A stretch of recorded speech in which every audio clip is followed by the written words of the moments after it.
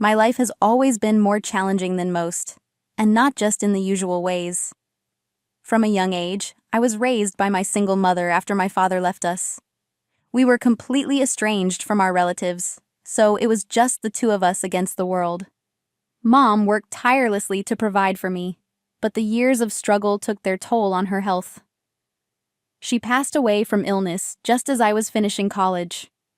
In the blink of an eye, I found myself utterly alone in the world, with no family to lean on. Despite my grief, I pushed forward. I landed a job at a mid-sized company and soon met Tony, an executive at one of our client firms. He was a bit older than me, but there was something about him that drew me in. He was kind, dependable, and had a calming presence that I'd never had in my life before. Growing up without a father had left me longing for stability, and Tony filled that void. It wasn't long before we started dating, and before I knew it, we were married. Tony made me feel safe in a way I hadn't felt in years.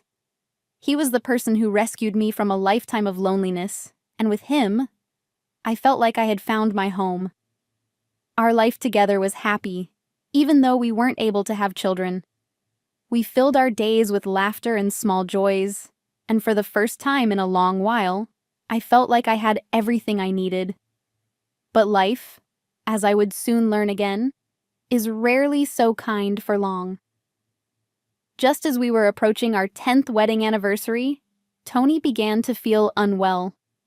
At first, we thought it was nothing serious, but when the doctor delivered the diagnosis, our world came crashing down. Tony had stage 4 cancer. The prognosis was grim, and we both knew that our time together was limited. I was devastated, but Tony was even more heartbroken, not for himself, but for me.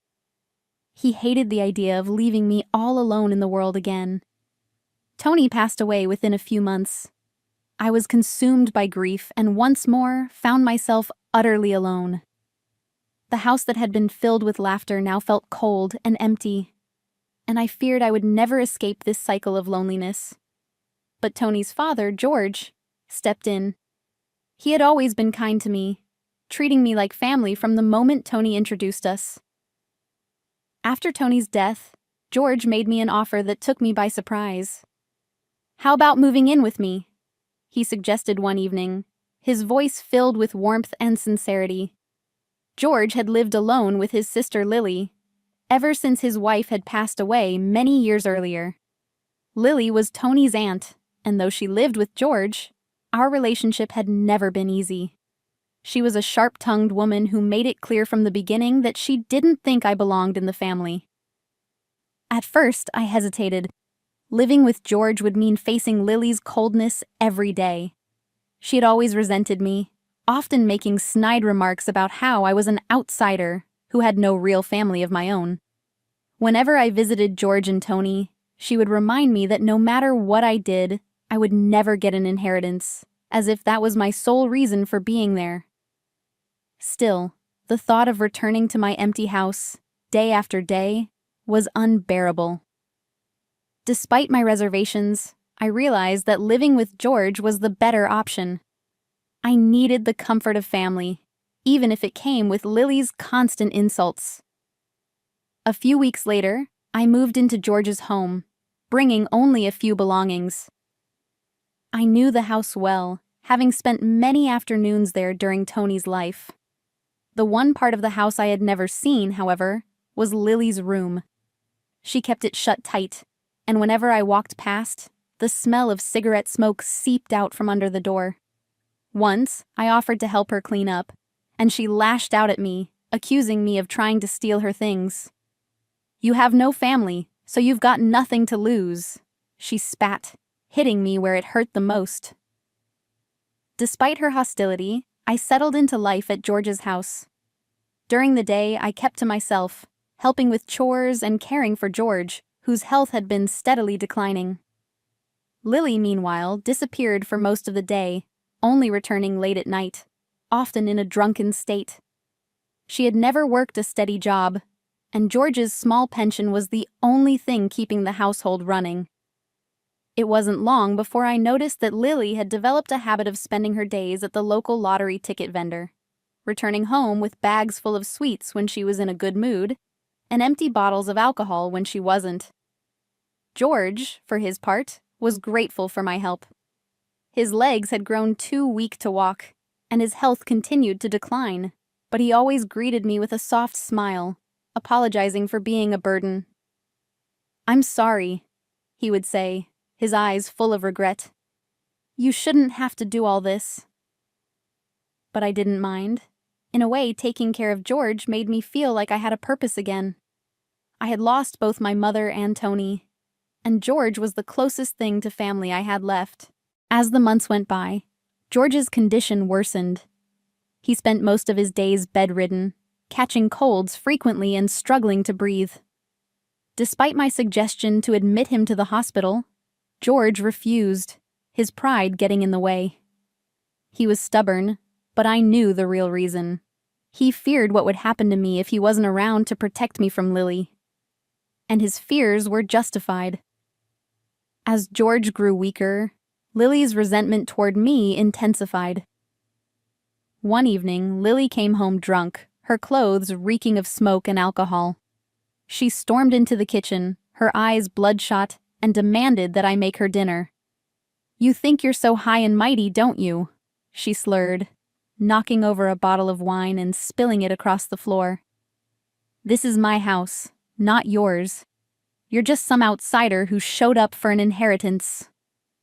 Her words cut deep, but I bit my tongue, knowing there was no point in arguing with her when she was in this state. As I tried to clean up the mess, she grabbed the bottle and swung it wildly, splashing wine onto George's bed. "Stop it, please," I begged, trying to shield George from the spray. "You're hurting him." But Lily was too far gone to listen. "You're the one hurting him," she screamed, her voice filled with venom. "Ever since you came here, he's been getting sicker. You're poisoning him, aren't you?" I stood there, drenched in alcohol, as Lily continued her tirade, her anger spiraling out of control. George, too weak to speak, watched with sorrowful eyes. It was clear that he could no longer protect me, and I feared that things would only get worse. For months I endured Lily's abuse in silence. She hurled insults, threw objects, and accused me of things I hadn't done. The nights were the worst. She would come home late, drunk and bitter, and take out all her frustrations on me. But I stayed for George's sake. He needed me, and despite everything, I couldn't abandon him. As time passed, George's health deteriorated to the point where he could no longer leave his bed. I cared for him around the clock, tending to his every need, while Lily continued to avoid her responsibilities. She never once entered George's room to check on him, except to throw more insults my way. Her cruelty knew no bounds. Eventually, George's body gave out. He passed away quietly one morning, his final words barely a whisper. "Thank you for everything." Those words stayed with me, a small comfort in the midst of my grief. George had been my rock, my connection to Tony, and now he was gone. The funeral was a somber affair, attended by distant relatives who barely knew George. Lily, of course, did nothing to help with the arrangements, leaving all the work to me. I was exhausted, both physically and emotionally, but I pushed through, determined to honor George's memory. It wasn't long before the talk of inheritance began. During the post-funeral meal, some of the relatives started whispering about George's estate. "He must have left behind some land and property," one said. "He inherited his wife's assets too, right?" added another. The murmurs grew louder, and soon Lily jumped into the conversation. "I'm his closest blood relative," she declared, her eyes gleaming with greed. "I lived with him and took care of him. Of course, I'll inherit everything." I sat in silence, dreading what was to come. I had never been interested in George's estate, but I knew that Lily and the other relatives were already preparing to fight over it. Just as the tension in the room reached its peak, a man walked in, a lawyer carrying a briefcase. "I've been entrusted with George's will," the lawyer announced, handing out business cards to the stunned relatives. Lily's face lit up with excitement. "Let's open it right now," she said eagerly, pulling the lawyer to a seat. The lawyer opened his briefcase and retrieved the will. As he began to read, the room fell silent. "George has left his entire estate to—" The lawyer paused for a moment, glancing at me. "His daughter-in-law." The room erupted into chaos. Lily's face turned beet red, her fists clenched in anger. "What?" she shouted, her voice trembling with rage. "How could he leave everything to her? She's an outsider. I'm his sister. This is outrageous." The other relatives began to murmur in agreement, their eyes filled with suspicion. "Maybe she manipulated him," one whispered. "She must have moved in just for the inheritance," another added. I felt the weight of their accusations pressing down on me, but I remained silent, knowing that any protest would only make things worse. Just as the relatives were about to contest the will, the lawyer pulled out a thick envelope and a USB stick. "Before any decisions are made, you should see this," he said, placing them on the table. Lily, still seething, snatched the envelope and tore it open. A stack of photographs spilled out, each one showing her in various states of drunkenness, throwing things at me and George. The room went silent as everyone stared at the evidence before them. The lawyer explained. These photos were taken by a private investigator hired by George. Lily's face turned ashen as she realized the extent of the evidence against her. But the lawyer wasn't finished. He plugged the USB stick into a laptop, and a video began to play.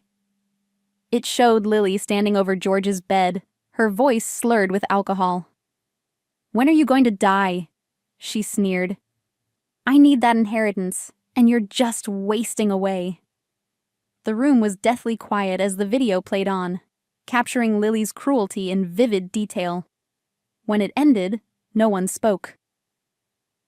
The relatives, who had been so quick to accuse me of manipulating George, now turned their suspicious eyes toward Lily. Lily's outburst was swift. "This is a setup. George said it was fine. I never did anything wrong." But her words fell flat, and the weight of the evidence against her was too much to deny.